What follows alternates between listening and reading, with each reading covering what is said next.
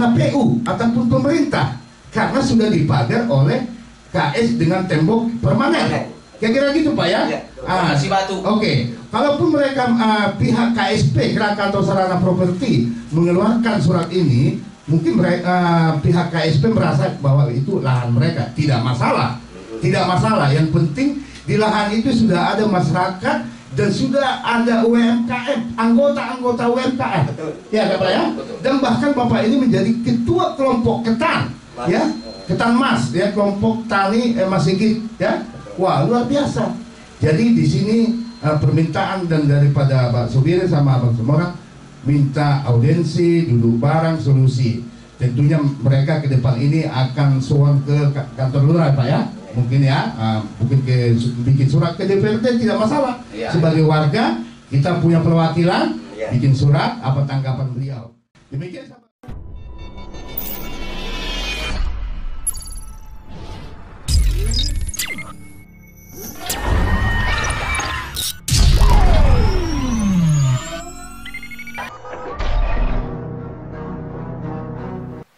Assalamualaikum warahmatullahi wabarakatuh.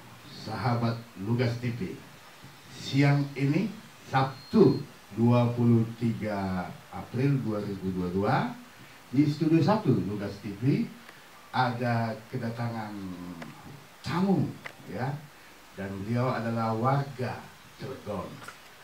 Apa maksud dan tujuan sahabat Lugas TV? Tentunya ada dong, ya. Mereka mau menyampaikan adanya suatu dugaan kejanggalan bagi mereka. Apa itu? Nanti kita tanya-tanya. Tapi poinnya, rangkanya akan saya baca. Adanya surat pemberitahuan pembongkaran bangunan yang ada di milik daripada PT Krakatau Steel. Hal ini dikeluarkan oleh Krakatau Sarana Properti atau KSP, yang disebut KSP.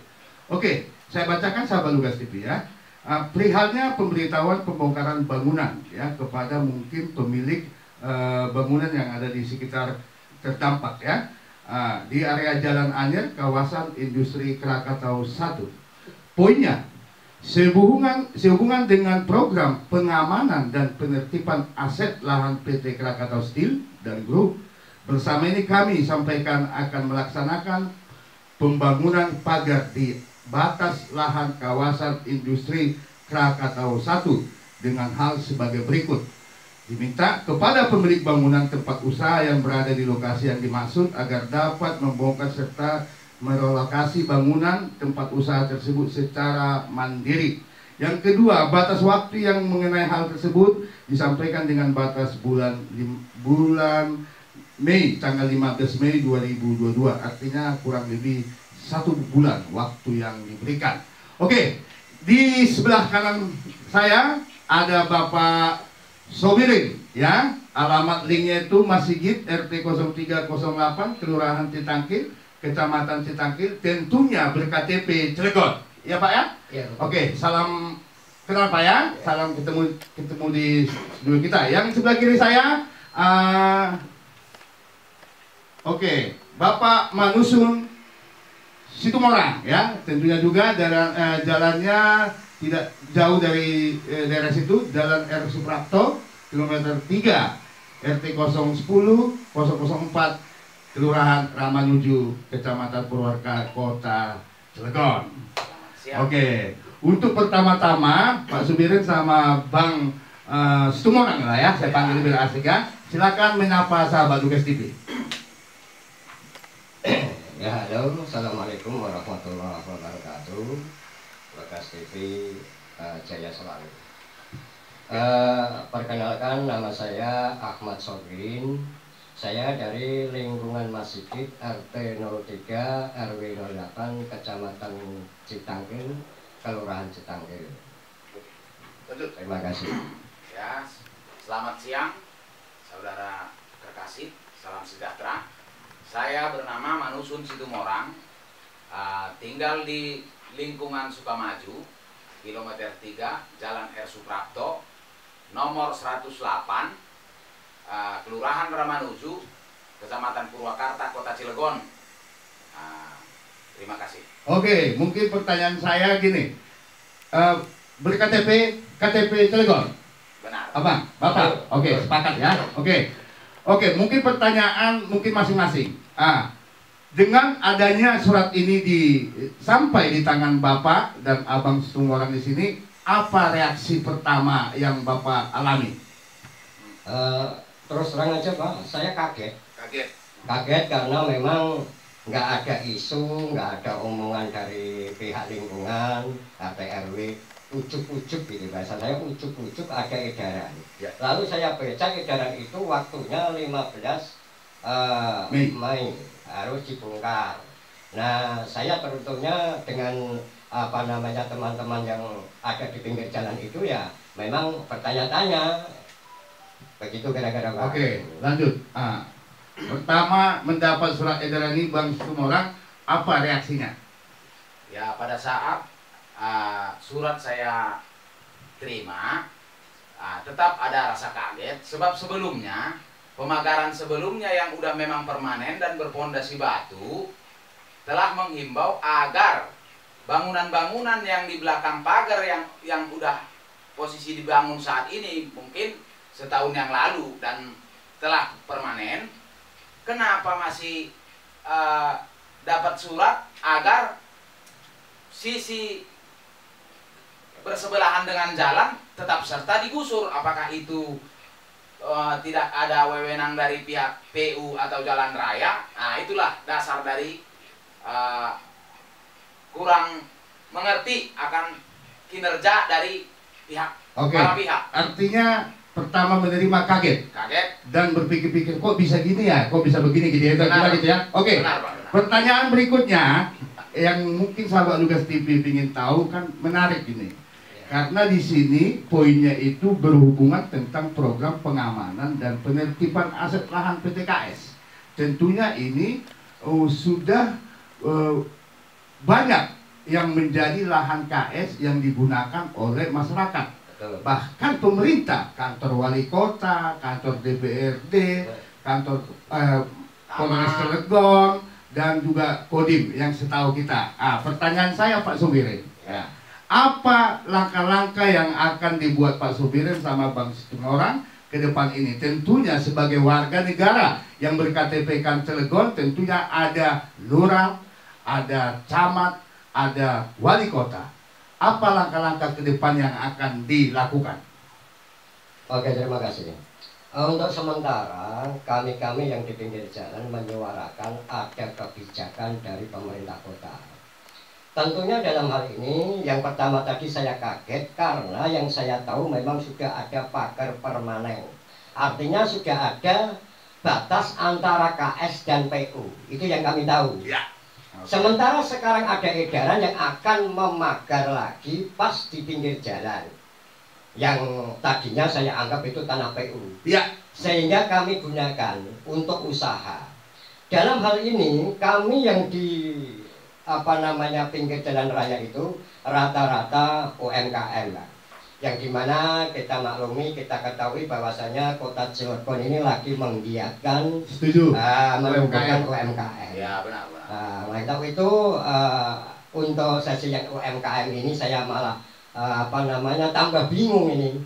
Maka untuk itu pemerintah dalam hal ini harus hadir, memberikan kebijakan, memberikan solusi kepada kami. Terima kasih. Oke, sebelum ke Bang Situmorang, jadi sahabat Lugas TV, jadi warga ini, saudara-saudara kita ini, sahabat Lugas TV, melihat tembok itu sudah dibangun oleh pihak Krakatau Steel. Dalam pikiran hati kecil masyarakat ini, wah, ini kali batasnya. Pikiran dari masyarakat awam, masyarakat sekitar, dibukalah warung atau bangunan, ya. Seperti yang dijelaskan oleh Bang Situmorang tadi awalnya, dia membangun karena dilihat tembok yang dari KS sudah dibangun. Iya, benar. Oke, pertanyaan saya ke Abang Situmorang, ya kan?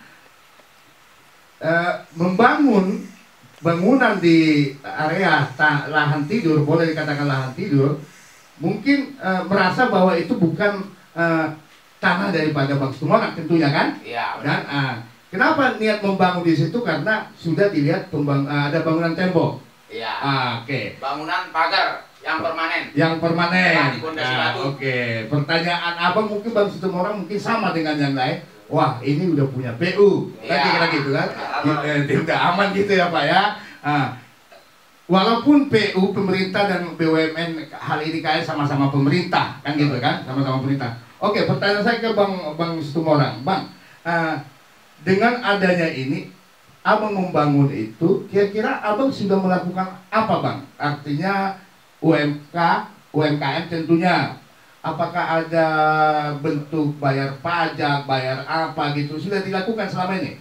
Nah, kalau tentang perihal saya, kebetulan saya itu mulai berusaha di situ pada saat masih areal tersebut terabaikan lah, Ya. belum ada pagar dan belum ada pengurukan posko. Artinya saya di situ semenjak pertengahan tahun 2011, posisi saya Wow, bujangan. 10 tahun ya? Jadi Lama sekali. setelah saya menikah tahun 2016, karena memang KS telah memagar pertama sekali, jadi saya mencoba mengurus data-data yang sesuai yang dibutuhkan oleh pemerintah, mendukung pembangunan pemerintah lah, pemerintah daerah. Saya coba urus pemberitahuan usaha kepada RT, SKU ya? RW, Surat keterangan usaha ya? Oke. dari lurah langsung ke kecamatan, dari kecamatan saya urus ke perpajakan Cilegon, Wow. agar saya mendapat namanya ini nih, kartu NPWP. NPWP. Wow. Dengan syarat-syarat yang demikian, karena memang pemerintah daerah juga menghimbau UMKM Ya. sesuai dengan anjuran pemerintah pusat. Muncul. Saya mengajukan pinjaman KUR, kredit usaha rakyat, dan disurvei oleh pihak bank. Dengan usaha itu? Iya. Oke. Saya di situ posisinya tambal ban. Tambal ban. Tambal ban. Terus sekarang karena memang telah pemagaran permanen, tadinya masih bergubuk seng, Iya. artinya sekelilingnya juga masih seadanya. Saya yakin karena apa? Dari RT sebelumnya, yaitu RT Rohim di lingkungan sesuai dengan alamat, telah bahkan memberikan nomor rumah. Udah ada nomor rumah. Berarti saya udah lebih yakin. Akhirnya peminjaman KUR tahap ketiga, tahap kedua dan ketiga semuanya saya gunakan untuk membenahi lingkungan. Kebetulan di daerah tersebut sering terjadi kemalingan-kemalingan lah, seperti hilangnya impact, kunci-kunci atau congkelan, atau bahkan martil untuk membuka fasilitas kerja seperti membuka pelak. Nah, hal inilah. Jadi setelah semuanya proses, saya mulai tahun 2016 taat membayar yang namanya SPT. pajak penghasilan. SPT. Ya, pajak penghasilan. Terdata sebagai negara dan punya bukti. Ini saya bawa bukti-buktinya. Wow. Nanti kita jelaskan. Iya. Oke, poinnya itu aja dulu dapat ya. Oke. Jadi sahabat Lukas TV, saya udah paham. Siap. Oke. Jadi artinya bangunan-bangunan itu, Iya. ya Pak ya, Pak Supir ya. Betul. Artinya nomor rumah itu yang dikeluarkan oleh pemerintah Kota Cilegon. Pasti. Dan Pak Abang Situmorang mendapat pinjaman dari BRI dengan program KUR. Iya. Itu adalah agunannya adalah bengkel tersebut Iya, benar. yang ada di lahan itu. Iya. Kira-kira kan ini kan ada kaitan dengan sama-sama negara ini ya, Iya, sama-sama pasti. negara ya Pak Pasti. Supirnya. Oke, ini menarik. Jadi dari 2016 sampai tahun 2021, Bang Situmorang bayar pajak Untuk tahun 2021 karena sistem online. jatuh temponya kan biasanya antara bulan 2 bulan 3. Artinya dari 2016 sampai 2020 udah bayar pajak.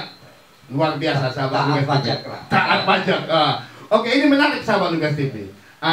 Dengan adanya bangunan tembok yang bisa dikatakan permanen, maka masyarakat membangun di situ lebih permanen juga. Ya. Dari gubuk, dari seng apa adanya dibangunlah semi permanen atau permanen. Dengan adanya surat edaran ini, tentunya saya mau tanya sama Bapak. Saya dengar Bapak tadi sebelum kita acara bincang-bincang ini, Bapak menjadi salah ketua namanya Ketan Mas, kelompok tani Masigit. Ya, artinya masuk dalam dinas pertanian, artinya masih pemerintah juga. Pemerintah. Boleh diceritakan ke sahabat Lugas TV dari kapan mulai daripada kelompok tani dan bagaimana sumbangsi daripada pemerintah terkait kelompok tani Ketanmas? Silakan. Terima kasih. Ini menarik kalau kita bicara tentang Ketanmas. Ketanmas ini adalah sebuah kelompok kecil tadinya ya, hanya beberapa petani saja di situ. Namun kami melihat di situ ada prospek, ada potensi yang sebegitu luar biasa karena lokasi itu lokasi yang dianggap lahan tidur. Nah, karena itu luas, ada sekitar 40 atau 30 hektar, lalu kami manfaatkan untuk menjadi lahan pertanian. Sehingga kami bisa membuat sebuah kelompok namanya yaitu kelompok Ketanmas yang kepanjangannya itu kelompok tani Masjid. Jadi sebelah sana itu kampung kami, Pak. Dengan begitu lalu kami petani-petani yang produktif, namun ya apa daya karena memang orang numpang, jadi begitu tanah itu diminta oleh pihak yang memang punya kewenangan, sehingga ya sekarang bisa dilihat sudah menjadi lapangan lagi Pak di sana itu. Oke, pertanyaan gini, artinya ada kelompok tani ini sudah bekerja di sana. Betul. Sebelum diminta oleh pihak KS, ya, sudah berapa lama kelompok tani ini masyarakat di sana untuk menanam dan cocok tanam? Oke. Kalau kelompok taninya kita bikin lahirnya Ketanmas ini tahun 2005. 2005? 2005 wow. Ya.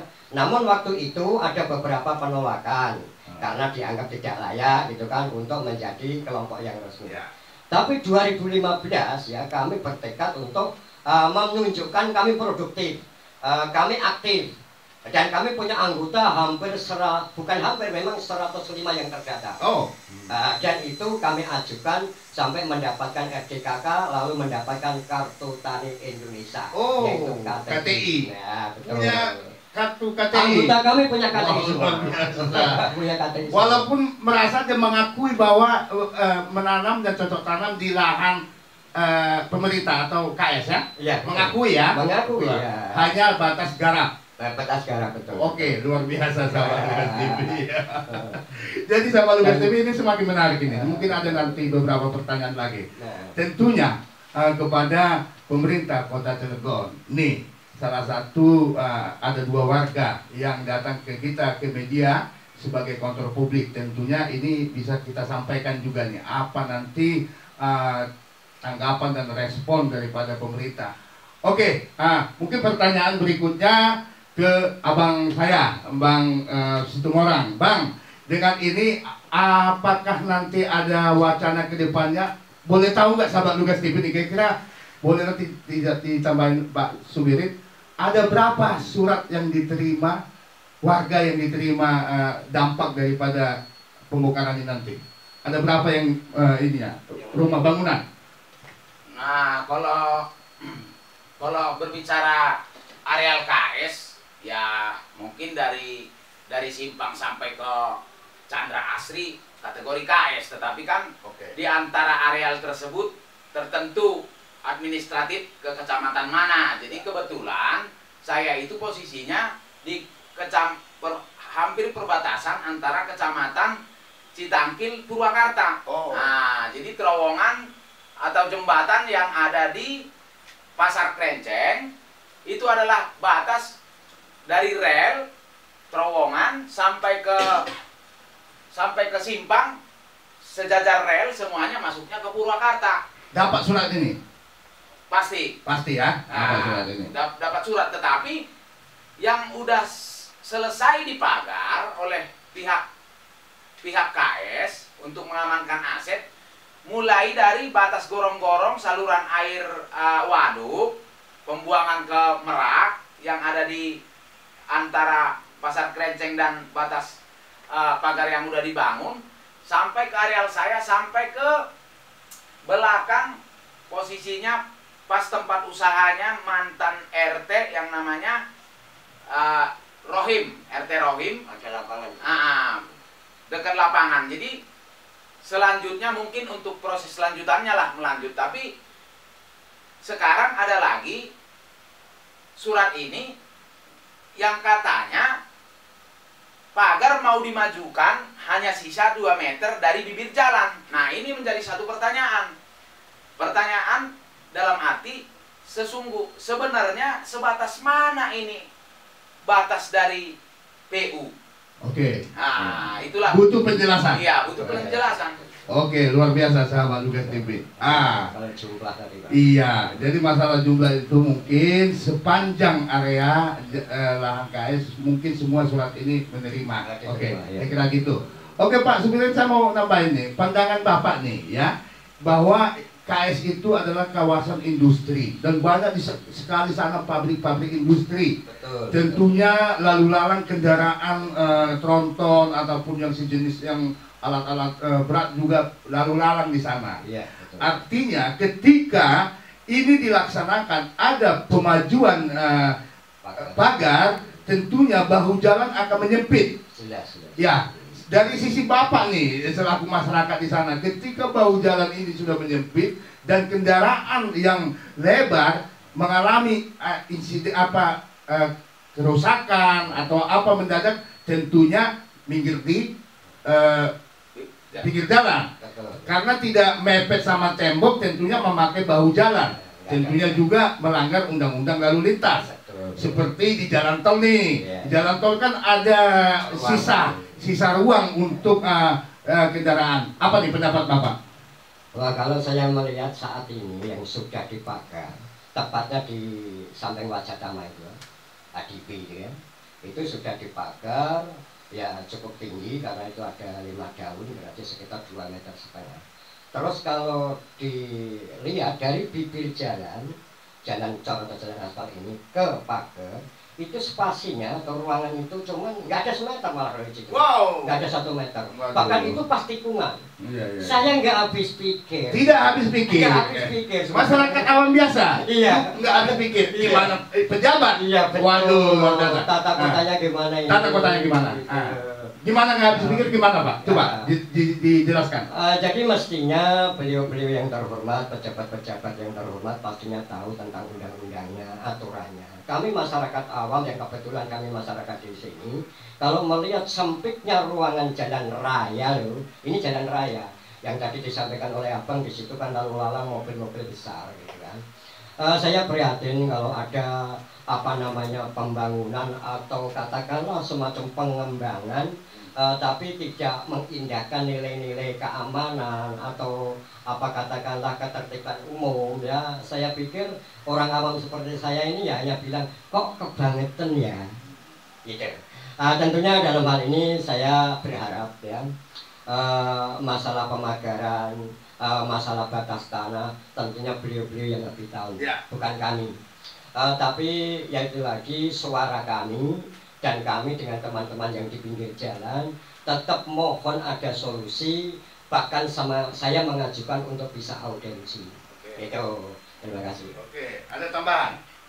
Ya kalau saya melihat dari Iya, karena usahanya kan tambal ban. Artinya kan ada mobil, kan pasti mepet nih kita. Iya, benar. Apalagi nanti dimajuin. Iya. Waduh, luar biasa. Nah, sedangkan pada saat sekarang aja posisi pagar yang udah permanen masih ruangnya sangat terbatas lah. Nah, sangat genting bahkan rawan kecelakaan.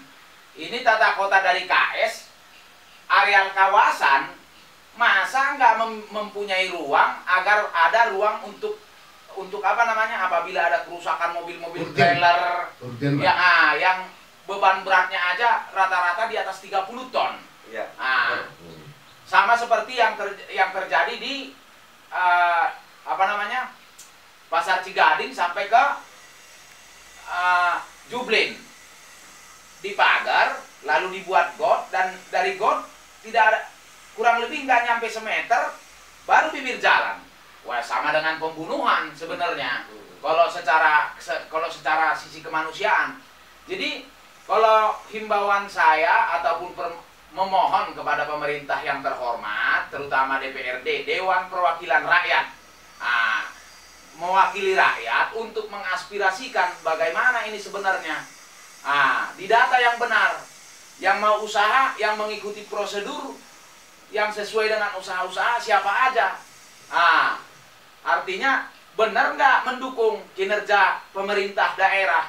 Atau ibaratnya, benar nggak usaha yang berbau sosial atau yang berbau jasa? Ataukah memang hanya berbentuk, maaf kata, tenda-tenda biru gitu kan? Jadi saya menghimbau kepada pemerintah Cilegon khususnya, kepada Dewan Perwakilan Rakyat Daerah, agar bisalah berkolaborasi dengan baik dengan pihak KS, karena saya beranggapan begini, bahwa kekuasaan tertinggi berada di tangan rakyat, baru bumi, tanah air, dan kekayaan alam yang terkandung di dalamnya dikuasai oleh negara dan dipergunakan sebesar-besarnya demi kemakmuran rakyat.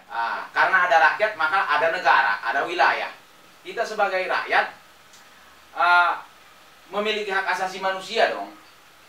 Masa terkecuali yang mau di proyek yang mau dikerjakan ini milik swasta atau properti pribadi. Ini negara punya, negara berbatasan dengan negara. Menteri BUMN ya yang berhubungan langsung dengan areal KS, aset KS, BUMN dengan Kementerian Perhubungan ataupun PUPR. Jadi disinilah ada apa di balik ini semua? Apa ini hanya penggandaan dana untuk menghambur-hamburkan dana negara? Itu nggak ada ya. Itulah. Jadi kita nggak kesana dulu, kita membahas ini nih, Siap. ya. Abang saya semua orang sama Pak Somirin, mungkin ada lagi 2 pertanyaan. Pertanyaan berikut begini, apa harapan ke depan kepada pemerintah, khususnya KS? Tadi Bapak sudah bicara audiensi.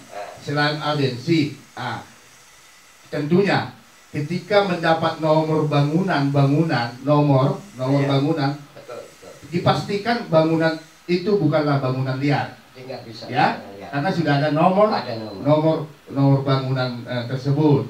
Harapannya apa nih? Selain audiensi, ketika ini dilaksanakan, apa yang harus disampaikan atau permohonan gitu kan? Apakah ganti rugi atau seperti apa? Silakan, Bapak. Kalau dari saya, tapi mewakili mereka juga ya, kami berharap semua ini harus dilakukan dengan bijak, karena walau bagaimanapun kategorinya kami numpang di sana, tapi kami kan tetap warga Indonesia, warga Purwakarta, ya artinya warga Cilegon lah gitu ya. Dalam hal ini kami berharap pemerintah Cilegon harus hadir ya, memberikan kebijakan kepada kami. Harapannya adalah berikanlah kami kesempatan, karena kami punya hak hidup ya. Kami bisa usaha sebagaimana mestinya.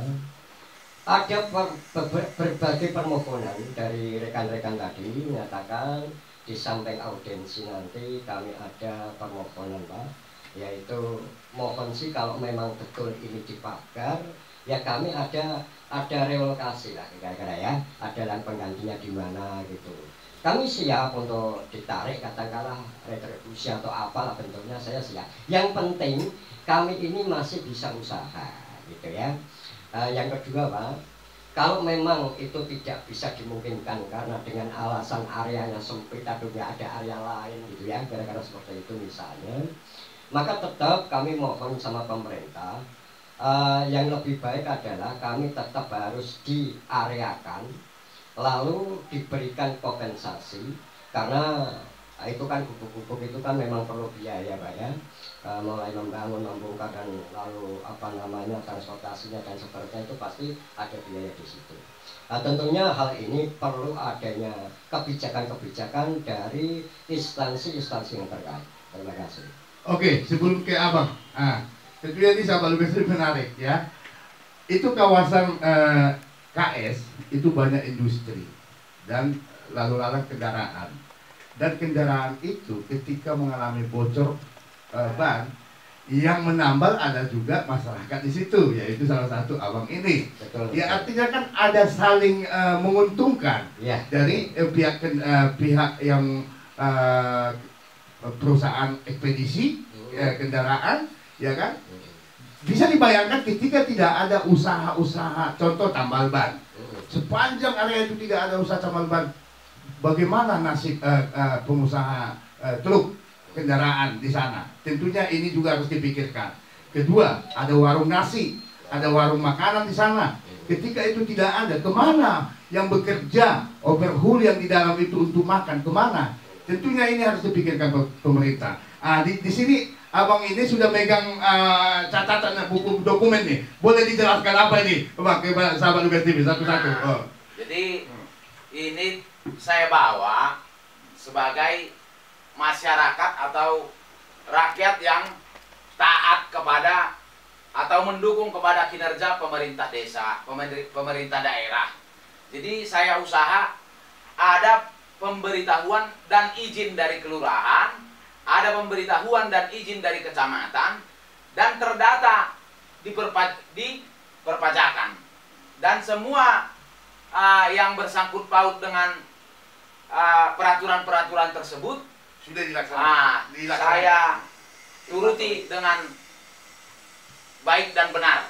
Jadi seandainya memang kalau jikalau atas dukungan dari Lugas TV atas nama Bapak Badia Sinaga memang kurang direspon oleh pihak-pihak DPRD, Dewan Perwakilan Rakyat, mohonlah benar-benar arti dari Dewan Perwakilan Rakyat. Rakyat yang bagaimana yang harus diwakili, yang mohonlah bergerak agar ada kesejahteraan, masyarakat merasa terlindungi, karena kebetulan kita tidak mengakui itu memang hak milik, memang milik negara, karena negara memiliki undang-undang yang melindungi rakyat, dan kebetulan batas-batas aset yang ada telah dibangun permanen dengan pondasi batu. Ada bukti video dan ya yang udah saya videokan sekilas. Oke. Itulah. Oke, sahabat Lugas TV bisa jelaskan di sini ya. Ini menarik ya. Lagi-lagi saya bilang ini menarik. Kenapa? Salah satu contoh abang kita Manusun Situmorang, mungkin masyarakat yang lain juga ada mungkin ya, ada Pak ya. Oke, ini salah satu contoh aja nih ya. Beliau mendapat surat izin usaha mikro dan kecil ya, UMK ya, ya. Ini dari Kecamatan Purwakarta. Tentunya kalau dinasnya dinas koperasi dan UMK nanti ya, dia mendapat izin. Artinya dia ini sebagai masyarakat yang bagaimana nih supaya taat sama pemerintah, dan dia mempunyai surat keterangan usaha ya, dan beliau juga dapat surat keterangan terdaftar soal pajak SPT lah mungkin ini ya. Oke, pertanyaan, dengan adanya ini beliau sudah masuk menjadi anggota daripada UMK tentunya ya. UMK, dan sahabat Lugas TV dengan adanya ini dia juga taat bayar pajak ya, bayar pajak. Seberapapun itu yang penting ada niat dan taat pajaknya kan, kira-kira gitu. Dan beliau juga mendapat pinjaman dari pemerintah berdasarkan daripada usaha tersebut, lokasi tersebut, kira-kira gitu ya. Oke, kalau tidak ada pun respon dari pemerintah, bagi saya sudah kalau ibarat Romerama terlalu, kayak gitu. Ya gitu. Kita agak santai aja Pak, kayak gitu. Oke, jangan usah tegang. Oke, lagi-lagi nih Pak, saya mau tanya nih, mungkin yang terakhir ya. Siap. Di sini bunyinya pengamanan dan penertiban aset lahan PT Krakatau Steel dan Group.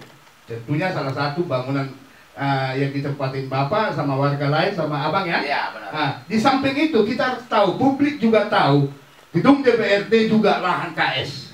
Ya, kalau bicara pagar aja semua kira-kira gitu. Ya kan gitu. Oke, ini menarik. Nanti mungkin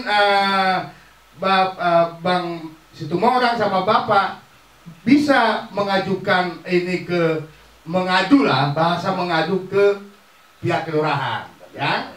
Mungkin pihak kelurahan, baru nanti ke DPRD, anggota dewan, bahkan ke wali kota. Tentunya juga nanti mereka akan memanggil pihak KS. Oke, mungkin setelah Bang Manuhun, Bang Situmorang memiliki dokumen ini, apa nih kira-kira nih kebijakan, permintaan kebijakan lah gitu kan? Ya artinya seperti kata Bapak tadi kan, pindahinlah kami di relokasi dan berikanlah yang layak, karena gubuk kami waktu itu juga kan butuh biaya, kira-kira gitu ya Pak. Kalau Abang sendiri hampir sama atau ada yang lain permintaan gitu, bahasa permintaan? Oh ya, terima kasih kepada sahabat Lugas TV. Jadi kalau permohonan untuk mewakili, jadi saya berpandangan begini, singkat aja. Pandangan saya adalah sama dengan program pemerintah pusat yang mengadakan jaminan kesehatan kartu KIS. Kartu KIS yang di backup atau yang ditanggung-jawabi oleh negara, ya yang menuruti dan memiliki aturan-aturan yang bidang sudah itu dilaksanakan, ya, atau disebut CKN. Jadi saya menginginkan kebijakan dari pemerintah apa ini kepada yang benar-benar mau usaha. Kalau memang harus dipagar oleh pihak KS dengan alasan pengamanan aset, memang areal KS itu bukan negara yang punya, atau hanya direksi aja yang punya itu. Ataukah memang ajang pemagaran ini setiap ganti jabatan direksi? Kalau itu sudah paham. Tadi Abang sudah menjelaskan. Saking semangatnya Pak. Jadi gini sahabat Lugas TV, ini benar. Artinya gini, ini anggap berandai-andai nih Pak, sahabat Lugas TV ya. Ini berandai-andai. Kami siap digusur, kami siap pindah. Namun kami siap, anak-anak kami ada yang bujangan, kami yang masih muda, tolong dong dipekerjakan di sana. Kira-kira gitu gimana Pak? Betul. Tapi itu salah satunya. Salah satunya kan gitu kan? Atau bikinlah kantin di dalam, usahakan kami budidayakan, kami usahakan, artinya kami pindah dagang di dalam area tentunya, kan gitu kan? Kira-kira gitu ya. Oke. Ini menarik sahabat Lugas TV. Mungkin ada pesan terakhir, tambahan untuk yang terakhir? Kalau untuk seperti yang Abang jelaskan, teringat ibaratnya tentang perihal perelokasian, kalau saya pribadi setuju, tetapi tanggung jawab negara yang rakyat terdampak ini atau warga terdampak yang memang benar-benar mengikuti program KUR. Saya mengurus ini 2016 udah bayar pajak pajak usaha, hasil pendapatan usaha lah, sama dengan karyawan lah gitu. Intinya minta solusi aja, duduk bareng, kayak gitu ya. Siap. Ada tambahan Pak? Ya, sedikit kesimpulannya adalah edaran ini kami terima, kami pahami, dan pada dasarnya juga kami tidak menolak adanya program. Namun tetap aja kami memohon semua pihak yang terkait untuk memberikan kebijakan kepada kami. Kebijakan dimulai dari mencari solusi yang pertama yang saya tahu adalah mohon ada audiensi. Begitu saja dulu. Demikian sahabat Lugas TV yang bisa kami sampaikan dari Studio 1 Lugas TV. Semoga ini bermanfaat dan ada solusi. Tentunya jangan membiarkan masyarakat yang sudah mengalami pandemi, bencana alam ini, ditambah lagi masalah ini, dan ditambah lagi minyak goreng yang mahal dan bahan makanan yang akan kedepannya akan mahal. Jeritan masyarakat ini harus didengar oleh pihak pemerintah Kota Cilegon. Sampai jumpa untuk konten